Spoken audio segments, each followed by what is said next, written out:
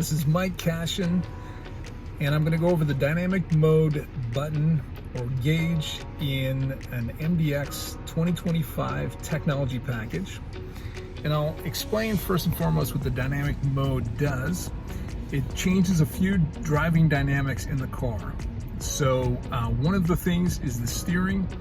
In sport mode, it's going to be much more responsive, as opposed to comfort mode, where it's going to be softer. The gear change too is going to be different too, depending upon the dynamic modes. And in certain models like the Advance and the Type S Advance, it will also change the suspension dynamics. So in sport mode, it'll be much more stiff, as opposed to comfort mode where it'll be softer. Now I'm in a technology package, and I'm going to go over the individual dynamic mode first, because it kind of helps to explain some of the options that are available in the dynamic mode. So I'll turn my camera real quick here. Here is where the dynamic mode gauge is, and I'm going to press the button here to turn on the individual mode, and you can see here. So now we're in the individual mode here.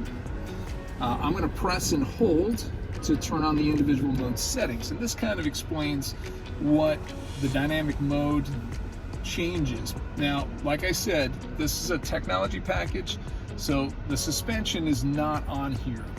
But if this was an Advance or a Type S Advance, you would have a suspension option as well. So you can see here we've set the engine to sport, steering to normal. We've chosen to keep the idle stop enabled. We've also set the gauge to normal mode and ambient lighting to normal mode. So all of these features are affected by what dynamic mode you're in. So that's the individual mode, and then I'm going to turn it to normal mode here, and I'll show you how the gauges change. So I'm moving over to the gauges setting here. This is normal mode, but I'm going to toggle to sport mode just to show you this has the biggest difference.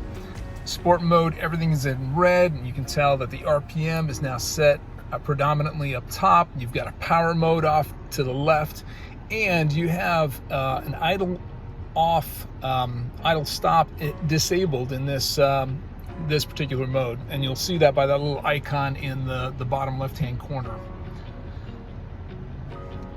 Now there's a little history behind the dynamic mode gauge too in the dash. The dynamic mode gauge here actually came from the NSX program, so it has been inherited into a lot of the different models. The only Acura model that does not have this is the Integra. So in the Integra, it's a toggle switch that you use to adjust the dynamic mode. I hope that's kind of answered a lot of your questions. Anytime you change the dynamic mode, I mentioned the dynamic or the ambient lighting too. That actually will change the lighting, you know, along the doors, down in the footwells as well, and also on the doors and other spots of the car as well, and behind the door handle. If you have any other questions, we'd love to be of assistance. Thank you very much for your time.